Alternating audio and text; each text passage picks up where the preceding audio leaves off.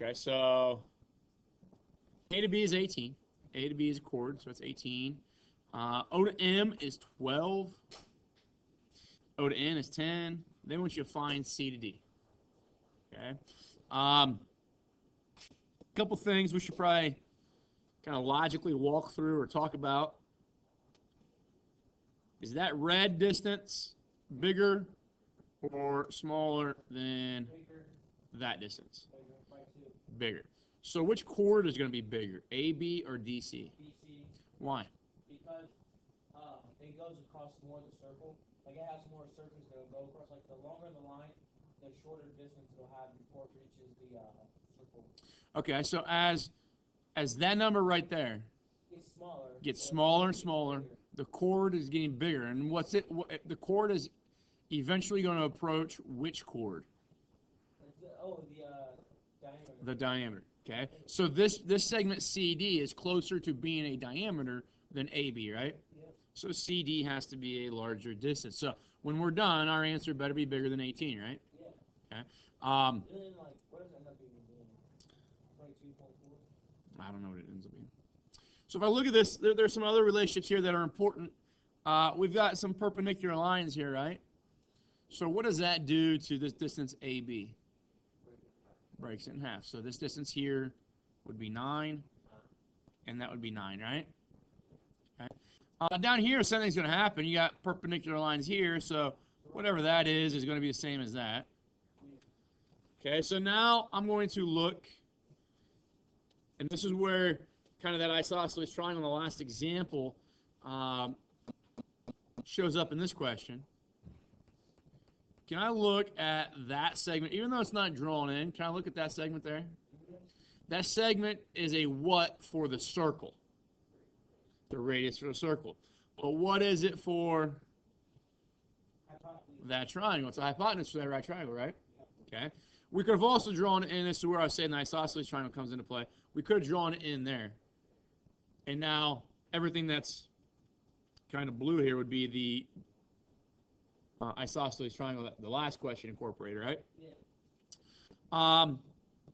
If I take that blue triangle, I'm just going to kind of pull it out here to the side just to do my work with it. You know that that's 9. Yeah. You know that that's 12. Can you find O to B? Can you find that distance? Okay, so 144 plus 81 is equal to x squared, right?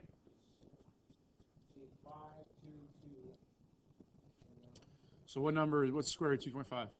25. 15.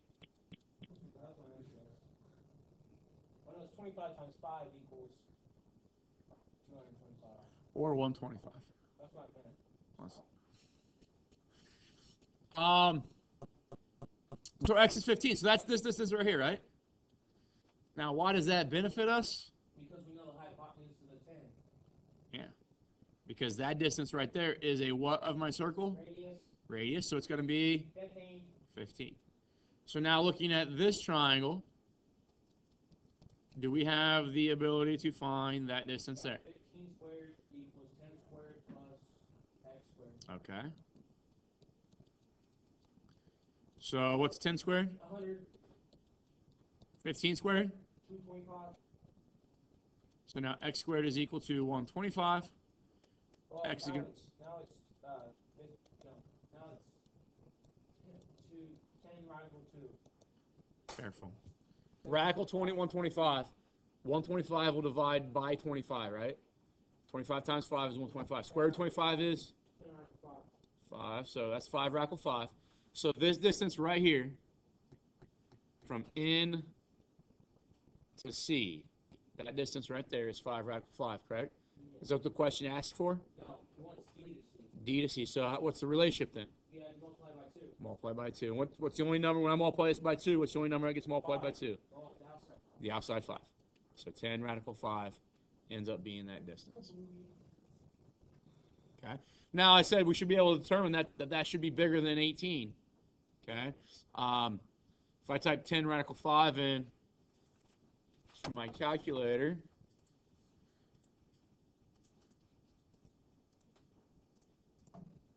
$22.36. Okay. Now here's the argument. If we would have rounded that to 22.4. It accepts it. Here's the argument, and think about this. I mean, if these two numbers were the same, if that 12 and that 10 were the same, what would that tell you about these two? They'd have to be the same. Yeah, these two chords would be the same, right? That's a trick Okay. question. So these two things vary by a small amount, correct? So then the chords should vary by a relatively small amount, and they differ by 4.3. Okay, so those numbers kind of justify themselves at the end. Does that make sense? Okay. And those are always things you want to think about when you're doing just any math problem in general. Do my numbers make sense to the numbers that I started with? Okay. If I ended up getting a distance of like 300, there's an issue. Or if I get a distance of like 50, there's probably an issue there. Yeah. I mean, think about your answers and be cognizant of how those numbers relate to one another and what your total should turn out to be. What about these two on the end, 17 and 18? We struggle with those at all? Yeah. Don't you just use hypotenuse theorem? I mean, yeah, we're going to ultimately in the last couple questions that we've done, we've drawn a right triangle, correct? And if we look at all these problems, and that's kind of what happens as we work through 1, 2, 3, and maybe even 4, they start to provide you the building blocks to get through these problems. For instance, question 1 and 9, the one we just did, that question we just did is really the exact same thing as that one there, okay? But we have to do a little bit of legwork in order to make 9 look like this one. If I get to this one here, they want to know, what is x to y? Well, I need to know what that distance right there is, right? Well, isn't that what we did in number 9 here? Is found that distance right there, and then we had to double it to get the answer. Okay? But in order to find this distance in the C, we had to figure out what that distance is by finding out what that distance is, right? Well, in question 1, they already give those to you. Okay? So they give you that 15 that we had to find in question 9. They give it to you right there. Very explicit. Okay? So that's 3, that's 5, that's 4. And now we can double the 4, and we got the 8, right? So that theorem is the building block for allowing you to maybe address question number 9. And you're going to see that throughout the rest of the worksheet. If we start with 1, 2, 3, we start to build ideas that are going to allow us to be successful down here in 18. Okay? First thing is to kind of address and think about what they're asking us to find. They want us to find that length right there. What is that segment called? Okay, but it's a diameter. Okay? So a diameter is equal to how many what's? 2 radiuses. 2 radiuses. So if I can find out what R, maybe going through the problem, I don't know what maybe I can find out what the diameter is directly. I don't know. And if I can't, then what do I turn to? Well, maybe I can find out what an R is, what a radius is, and then that will allow me to find my diameter. Okay? OG is probably the best one to find. Say it again. OG is probably the best radius to find. More stuff over there. Okay, so OG is maybe something we want to address and think about. And they gave me that distance there to be 8 radical 3. So O to E is 8 radical 3. So that would mean if I'm trying to find O to G, I would need to know what that little red distance there is, right? And I don't think of anything that we've done so far in the theorems that we've talked about ever address that little distance. Okay? So that would be maybe problematic for us and how to figure that out. But what would you call that distance right there for my circle? That distance. Oh, radius. That's a radius, right? Why don't you do it to the other side? You could. I guess just because it has the right angle. That's the way I would go. Okay, so you're going to go here. But what do you know about, if I call that triangle 1, call that triangle 2, what do you know about the 2 triangles? 360. Yeah. But in relation to one another. Oh, it's equilateral. Okay, so overall, this is So you're saying a lot of things here that are true, and I'm not sure. Are you purposely saying those things? I don't know what you're asking. If I look at triangle number 1 here, that one right there, Yeah. how does it relate to this triangle number 2 here? They're the same exact thing. They're the same triangle. Okay? So if you do this problem with looking at stuff on the left, that triangle there, or you did it with this triangle here, you should come up to the same conclusions. Together, though, what is that triangle right there? Bare minimum, could you call that triangle? Isosceles. Bare minimum, it's isosceles, but you're going to find out that it is indeed equilateral. Okay? And we'll talk about why here in a little bit. But let's deal with those triangles. And those are the triangles, guys, that if we go through the rest of the worksheet, those are what the worksheet consistently gets you to look at. And what happens with all of these triangles, people always say, well, just give me the steps. Give me how to do it.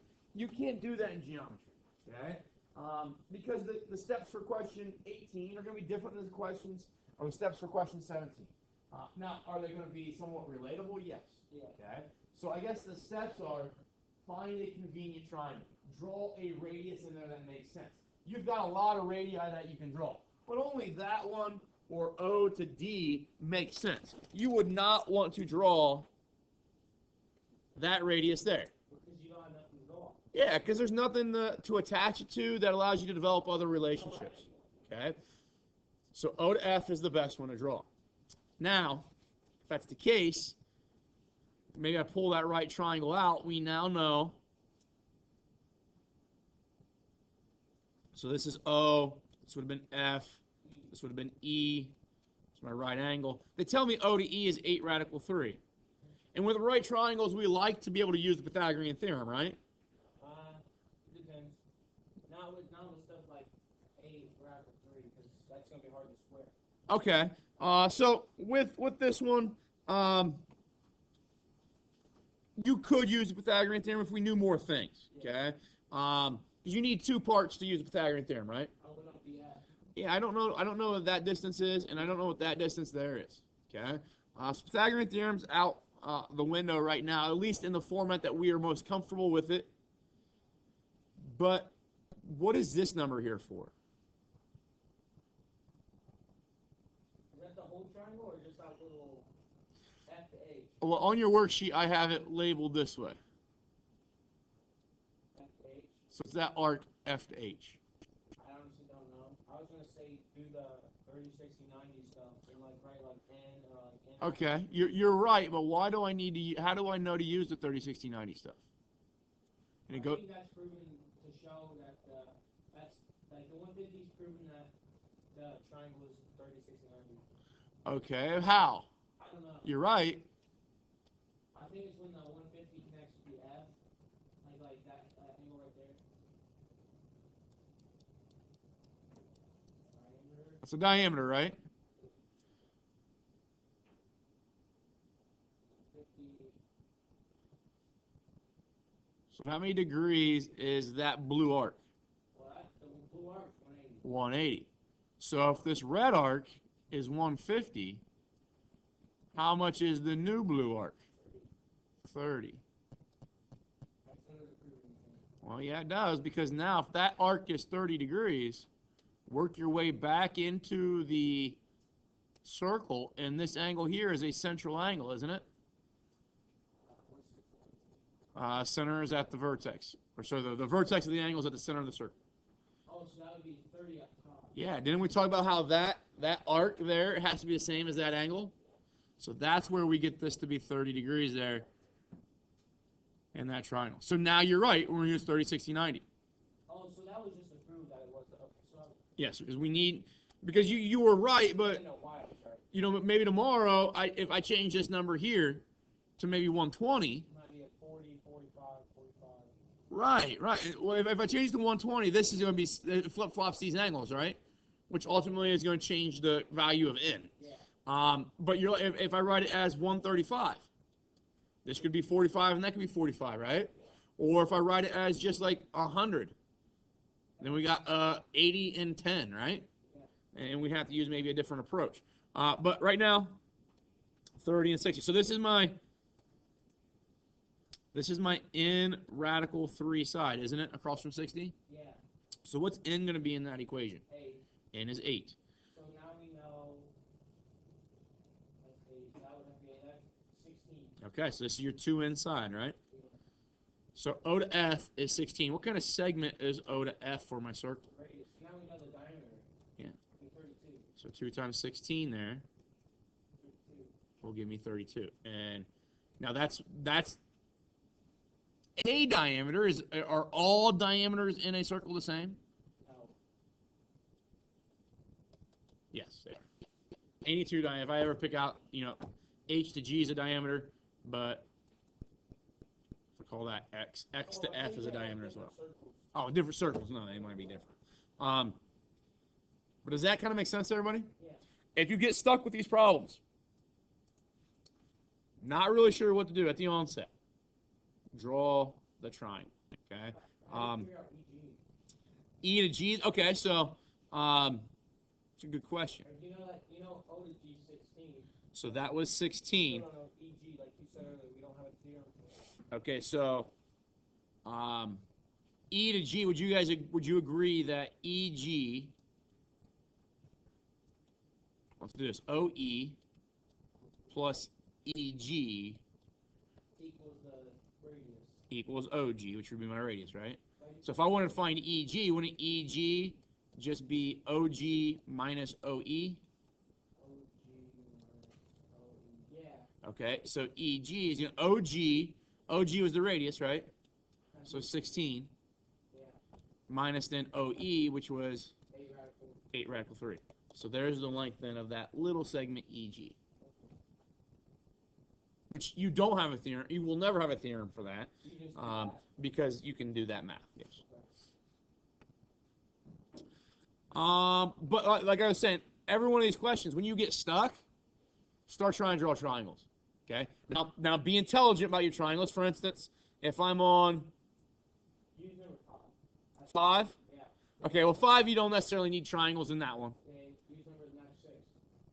Same thing there. 9. Because these are asking for arcs, right? Yeah. These are asking for arcs. So I don't necessarily need the triangle for arcs. But let's say I'm looking at 8, and maybe I struggle, and I don't recognize the relationship that this information is trying to target. If I draw that triangle, or that one, I could probably work my way through and figure it out. Okay. Now there's a theorem in A8 that is being applied here, which says that this is 7, and so is that. So what's that telling me about the chord? Yeah, that chord EF and that chord DC are the same. So here it says C to M is 6. So what is D to C? 12. So E to F is also 12. In a lot of these, when we're drawing those triangles, we're talking about the isosceles triangle, and we're talking about the fact that segment right there is perpendicular bisector of the base of the isosceles triangle, which is analogous to being the portion of the diameter that is perpendicular bisector of the chord. Okay. So once you find out, you can find the radius. Yeah. Yeah. So the base of that isosceles triangle is the chord of the circle, and that segment right there, O to N, is a very critical segment for both the isosceles triangle and for the chord.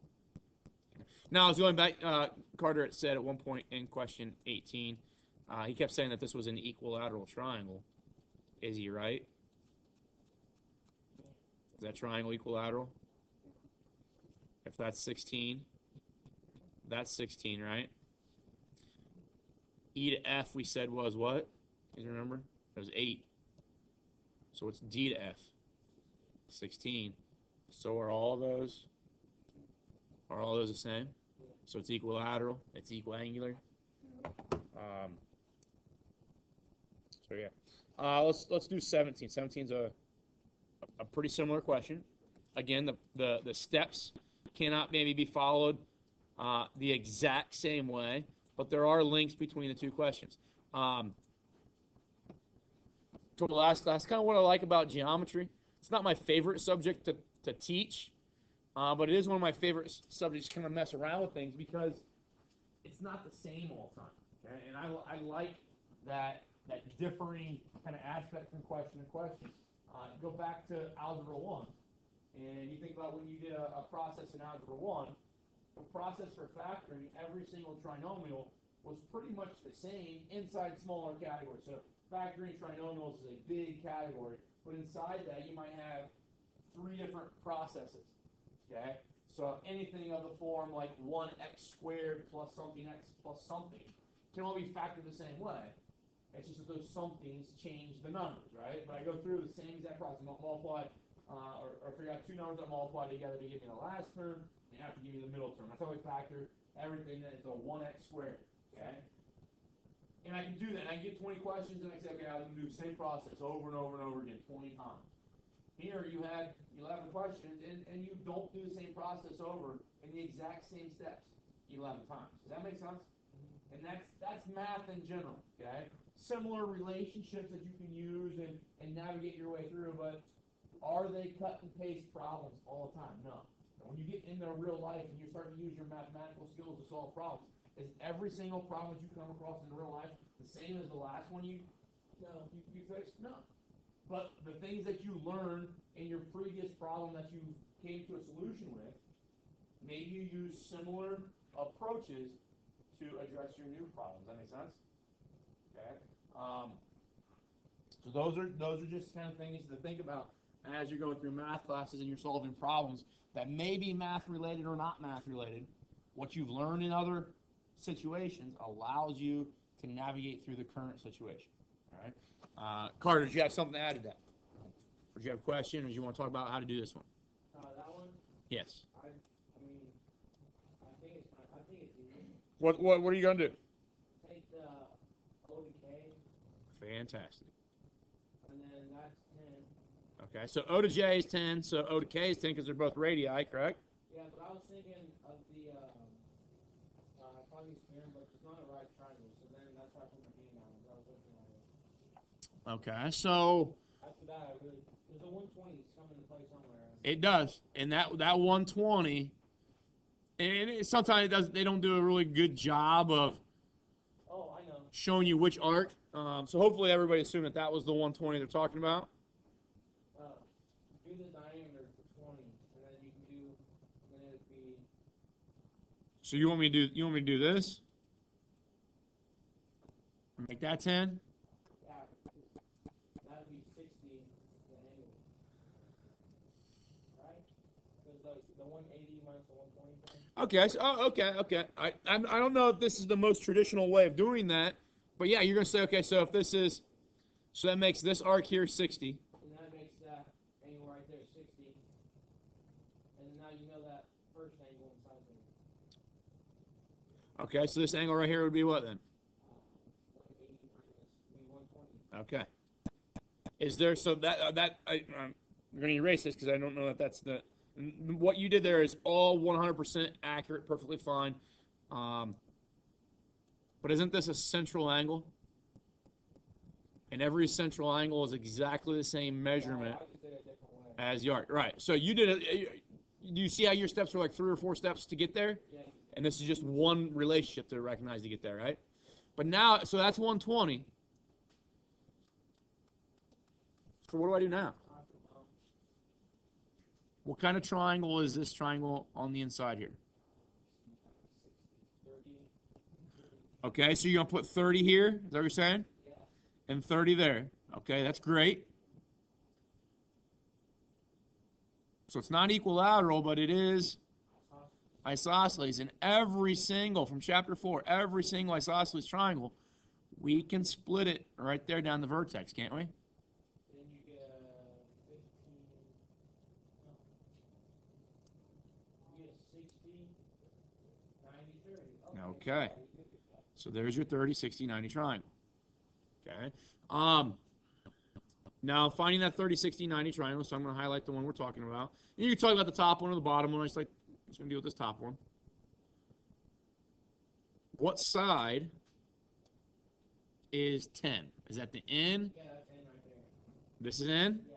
Sure? Yeah, then the right side would be n radical 3. Well, think about this. If it's my options are n radical 3. N's like times 2. Okay, so 10 is my 2n. It's got to be the bigger one, right? Yeah. Because if throughout here, if n is 1 in all these,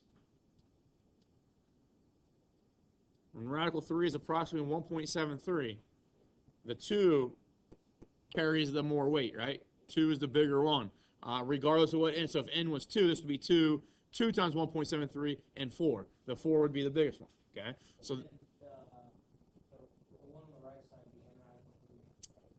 So this thing right here, yep, so that's going to be 5 radical 3. But what's the question asking for? K to J, the whole thing, right? Yep. So 5 radical 3. So if I take 5 radical 3 and multiply by 2, good job. Okay. So that becomes, and if you've already put these into Math Excel, you've already seen this at the beginning. I believe the directions say something to the effect of type your answers with radicals as needed or 1 to 2 decimal places surrounded. So you can type in, I think that turns out to be like 17.3 or 17.3 whatever, so maybe it's 2, or 10 radical 3. Those 3 options are all in the background that you can answer with, okay? So just be aware of that. Yes, Chuck? So how do you like find out that it's like maybe a 30-60 triangle? Because when we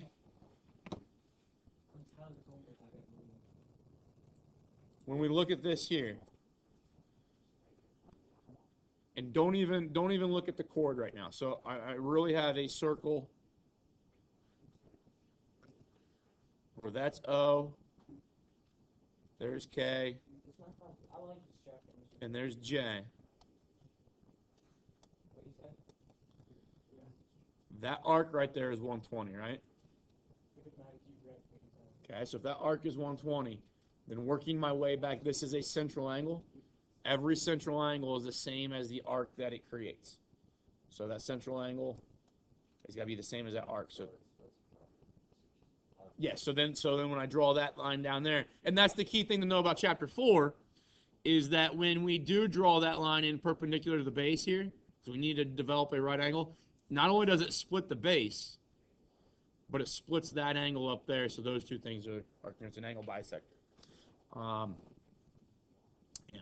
So we're using, I keep saying this back to chapter 4, but we are using,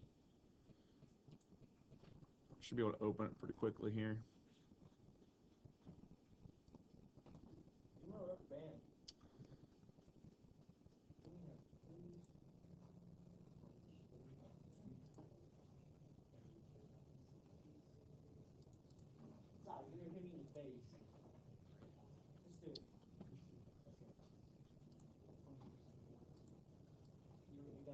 We're using that corollary that we talked about in section 4.5. It says the bisector of the vertex angle, not the triangle, is perpendicular to the base at its midpoint.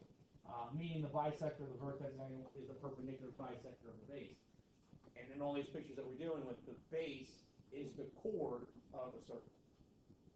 Okay? So kind of really just dealing with what we did in chapter 4 inside a circle. All right. Are there any others on here that you guys want to talk about or confused about, struggled with? Now, this is the time to speak it because that assignment's not due until tomorrow morning or tomorrow during class, I guess. So I know how to do it on 4. Okay, so ACB is 110, right? ACB is 110. So, and that's my arc, right? So let's see here. This is easy. That's 110 degrees. Yeah. Okay. If I look, so the goal is to figure out what is this angle right here. Okay. What kind of angle is that by name? What kind of angle is that? Or by vocabulary word? If the vertex is right there at O, which is the center of the circle. You said it earlier, I don't remember. It's the center of the circle. Nope. It starts with center. Triangle. Okay. But how would you say that a little bit more academically? You wouldn't say center angle, right? You would say central angle. That's the central angle. And we talked about how if that central angle has a measurement, then it's going to be the same as that arc, right? Okay. So if we can find out what CB's arc is, we now know what the central angle is. So what's CB's arc going to be? That would be 55. 55. Why? Because 110 divided by 2 is 55. Okay, why'd you know to divide by 2? Because the radius is cutting the arc in half. And we know that because it is perpendicular to the chord. Awesome. All right. So Carter's saying this is a radius, which is a portion of a diameter. I'm very curious. And we had a portion. Some nice words. We had a theorem that said that any portion of a diameter, if it is perpendicular to the chord, it bisects the chord, and it also bisects the arc. So total arc was 110. Cut in half, you get 55. So C to B is 55 degrees. That's what that arc right there is. That should then be the same thing as the central angle that is subtended by that arc. And so angle 1 is going to be 55 degrees. That's a pretty good math skill. I'm impressed. Vocabulary expanded for a second. If you have more questions on this, we can talk about them. We got 5 more minutes to talk about now, or talk about tomorrow maybe if we have a little time. Reminder that obviously that's not due yet. Okay, you still plug that into Math Excel if you haven't done so. And there's also 12.2's assignment Math Excel that was opened last Thursday. That is open for you to finish as well by tomorrow. That one problem that gives you I don't think it's on here, but it's a circle. It was my question too. It was a circle inside a parallelogram, and it gave you like. I'll open it. I don't know. It's chord art. I'm going home.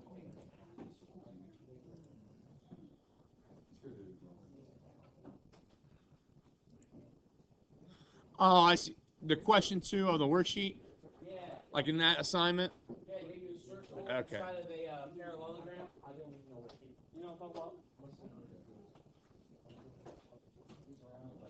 Hey, yours might not be the same. Yeah, that. That's the easiest one ever. So you don't have a question about it? Just you want to tell me it was easy? Yeah. All right. I was gonna ask you why.